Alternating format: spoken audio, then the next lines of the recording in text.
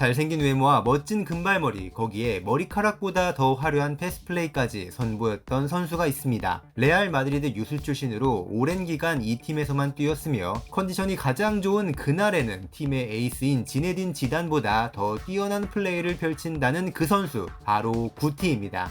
세계 최고의 클럽 중 하나인 레알에서는 너무나도 많은 경쟁자들 때문에 주전보다는 후보로 뛸 때가 더 많았지만 잘할 때의 임팩트가 너무나도 대단했기 때문에 많은 언더독 팬들의 마음을 움직인 남자, 호세 마리아 구티 에르난데스의 이야기입니다.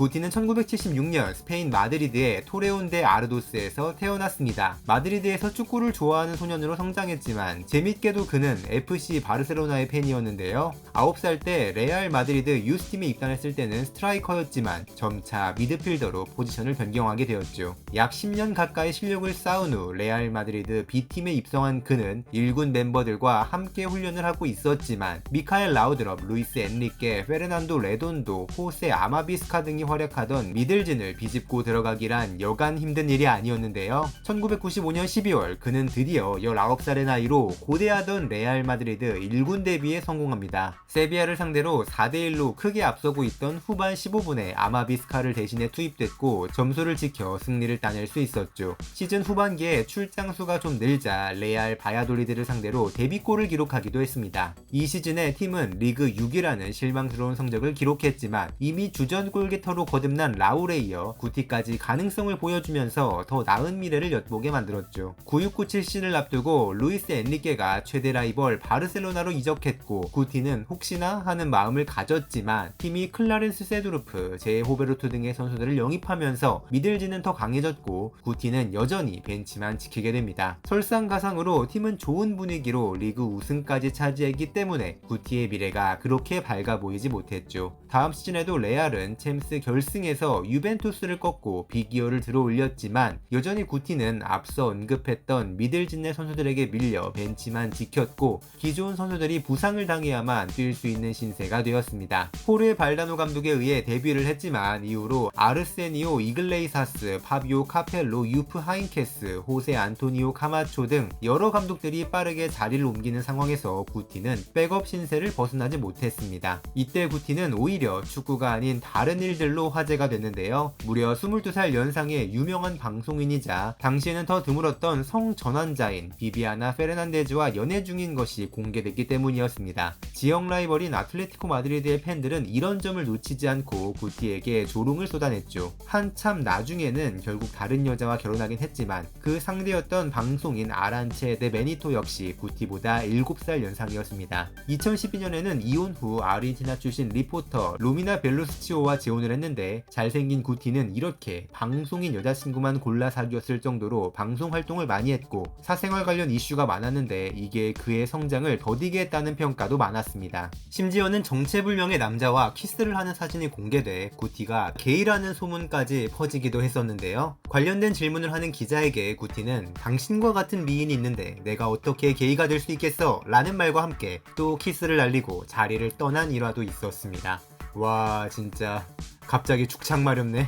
어쨌든 구티는 데뷔 4년 차인 98-99 시즌에 처음으로 모든 대회 30경기 이상을 출전하며 존재감을 나타내기 시작했는데요. 거스 히딩크 감독이 새로 부임한 팀에서 구티는 물론 레돈도의 백업이었지만 시즌 중반에 그가 부상으로 빠진 팀에서 잠시 주전으로 활약했습니다. 히딩크가 일찍 경질된 후 리버풀 레전드 출신 존 토샤기 감독을 맡은 팀에서도 꾸준히 경기에 출장했죠. 가능성을 인정받아 이때 카마초 감독이 이끄는 스페인 대표팀에도 데뷔하게 됩니다. 구티가 마침내 더 제대로 된 존재감을 뽐낸 것은 그 다음 시즌인 9900 시즌이었는데요. 미들진에서 굳건하게 자리하고 있던 클라렌스 세도르프가 당시 많은 돈을 쓰던 인터밀란으로 이적했고 그 대체자로 제레미 은지탑을 영입했지만 그 활약이 기대에 미치지 못했습니다. 스페인 선수들을 잘 이해하는 비센테 넬보스케 감독의 지휘하에 구티는 출전할 때마다 날카로운 패스를 뽐내며 좋은 모습을 보였고 옐로카드를 좀 많이 받긴 했지만 투지 넘치는 플레이로 중원에 좋은 인상을 남겼죠. 이어졌죠.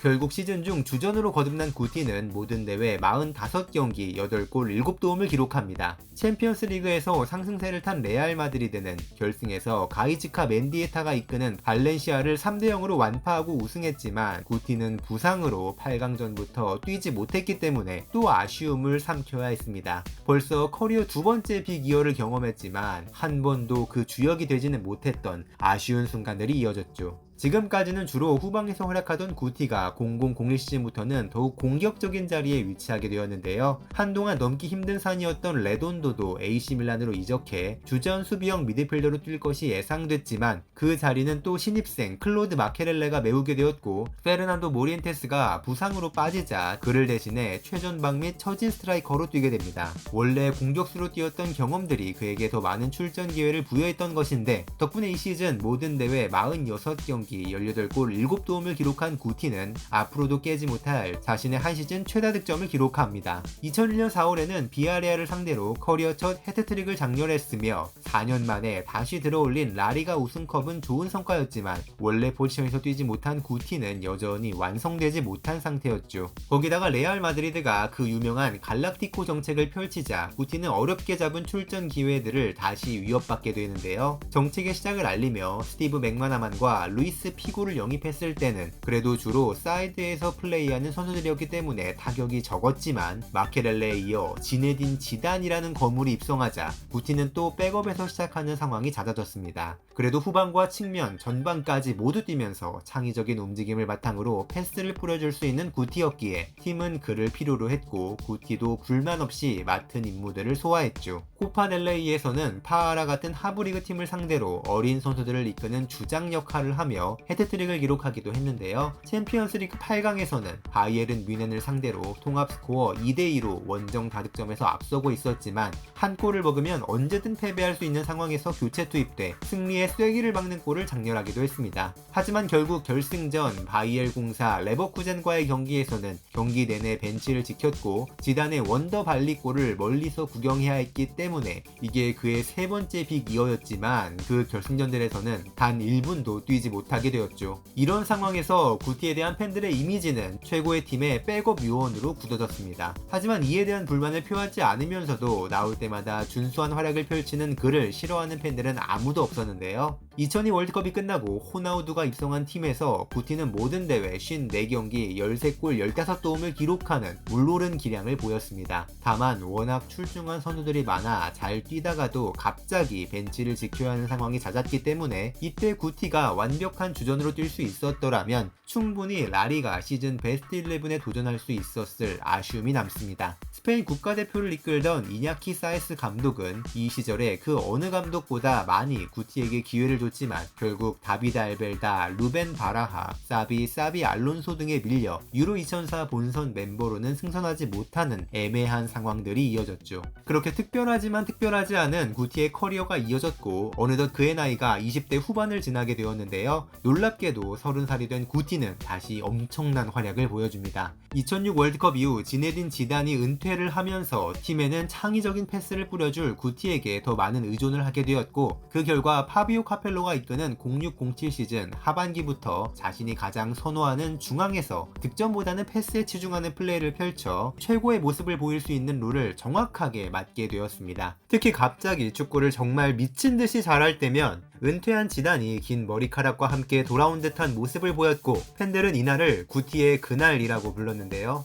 대표적인 구티의 그날 중 하나였던 2007년 5월 6일에 세비야를 상대로 지고 있던 후반전에 투입돼 폭풍같이 2개의 도움과 1개의 기점 패스를 성공시켜 3대2 승리의 주역이 됩니다. 단 30분만 뛰고도 MOM에 선정되었고 이 시즌에 레알 마드리드는 바르셀로나와 승점 동률의 득실차까지 밀렸지만 승자승 원칙으로 간신히 우승을 차지했기 때문에 이날 구티가 선물한 3점의 승점은 굉장한 가치를 가졌었죠. 다가온 시즌에 팀이 웨슬리 스네이스 슈네이더와 페르난도 가고를 영입하며 입지가 다시 좁아질 것이 예상됐지만 독일 출신의 베른트 슈스터 감독 밑에서 구티는 그야말로 미드필더로는 데뷔 후 최고의 플레이를 펼쳤고 모든 대회 45경기에 출장해 단 4골을 넣었지만 입을 다물 수 없는 멋진 패스들을 계속해 공급하며 무려 18개의 어시스트를 기록했고 라리가 우승에 확실한 주연으로 거듭납니다. 때문에 다음 시즌에 라파엘 반더바르트가 입성했음에도 이번엔 구티가 충분히 주전 자리를 지킬 것이란 예상이 많았는데요. 30대가 된 구티는 시즌 중 좋은 활약을 펼치다가도 계속해서 근육이 찢어지는 등 부상으로 이탈하는 일이 잦아집니다. 구티가 안정적인 모습을 보여주지 못한 레알은 리그 우승도 놓치고 챔피언스리그에서는 제토라인이 이끄는 리버풀에게 1, 2차전 합계 0대5로 완패하는 굴욕을 겪었죠. 이에 레알 마드리드는 다시 한번 대혁신을 선언하고 크리스티아노 호날두와 카카, 카림 벤제마, 사비 알론소를 한꺼번에 영입하는 어마어마한 이적 시장을 보냅니다. 구티와 라울 등 기존 멤버들은 이제 자연스럽게 팀에서 자신들의 자리가 없어질 것이라는 것을 느끼게 되었는데요. 0910 시즌은 그렇게 마누엘 페이그리니 감독의 지도하에 기존 멤버와 신규 멤버가 함께 뛴 유일한 시즌이 되었고 트로피는 들어올리지 못했지만 모든 대회 30경기 3골 9도움을 기록한 구티는 유종의 미를 거두게 되었습니다. 특히 데포르티보 라코루냐를 상대로는 구티가 벤제마에게 완벽한 찬스에서 내준 백힐 어시스트는 그야말로 최고의 미드필더만 보여줄 수 있는 예술이라고 두고두고 회자되고 있죠. 이렇게 마지막까지 좋은 모습을 보인 구티와 라울이라는 두 기둥은 시즌이 끝난 후 아예 스페인을 떠나게 되었습니다. 구티의 차기 행선지는 당시 말년 선수들이 많이 찾던 터키였고 인기 클럽 중 하나인 베식타스에 입성을 했는데요. 히카르도 카레스마와 함께 입단해 화제를 모았고 곧바로 주장 완장까지 받은 구티는 모든 대회 37경기 11골 14개 도움을 기록하는 클래스 있는 모습으로 팀에게 컵대회 우승을 선물합니다. 경기장 안에서는 이렇게 좋은 모습을 보였지만 밖에서는 음주운전을 하고 난동을 부렸다는 기사가 나오는 등 사생활에서 여전히 조금 아쉬운 모습을 보였고 터키 2년차에는 새로 부임한 카를로스 카르발 감독과 불화를 겪다가 시즌 초에 출전 시간이 줄어들자 곧바로 계약을 해지합니다. 잠시 새로운 팀을 찾던 구티였지만 35살의 나이로는 좋은 팀에 가는 것이 쉽지 않음을 깨닫고 곧 은퇴를 선언하죠. 은퇴 후 방송 활동을 많이 해서 앞서 언급했듯 아르헨티나 출신 리포터와 재혼을 했으며 자신이 원하던 대로 레알 마드리드 유스팀 감독이 돼 어린 선수들을 길렀는데요. 2018년부터는 또 다른 친정팀인 베식타스에서 수석 코치로 활동하다가 2019년에 스페인 2부 리그 알메리아의 감독으로 부임해 감독직에 데뷔합니다. 이때 경기에서 패배 후 선수들과 나이트클럽에 갔다는 의혹이 제기돼 시즌 중 사임 압박을 받았지만 결백을 주장하고 팀에 남았는데요. 하지만 결국 팀의 순위를 끌어올리지 못해 한 시즌 만에 경질이 됩니다. 이렇게 구티는 사실 연애, 음주 및 클럽에 관한 구설수가 좀 잦았으며 소속팀에서도 주전으로 뛰지 못한 기간이 훨씬 길었는데요. 그럼에도 세계 최고의 가치를 가진 레알 마드리드에서 유스부터 은퇴 직전까지 뛰었으며 멋진 금발을 휘날리며 보여준 아름다운 플레이, 거기에 제대로 컨디션이 오른 날에는 월클급 경기력까지 선보였기 때문에 많은 팬들의 인기를 얻을 수 있었습니다. 지능적인 플레이를 펼친 미드필더들이 감독으로 좋은 모습을 보인 사례가 많았기 때문에 구티도 다시 감독에 도전해 좋은 모습을 한번 보여줬으면 좋겠습니다. 지금까지 충나이씨였습니다. 구독과 좋아요 버튼 눌러주시면 힘내서 더 많은 선수들의 레전설 얘기 전해드리도록 하겠습니다. 감사합니다.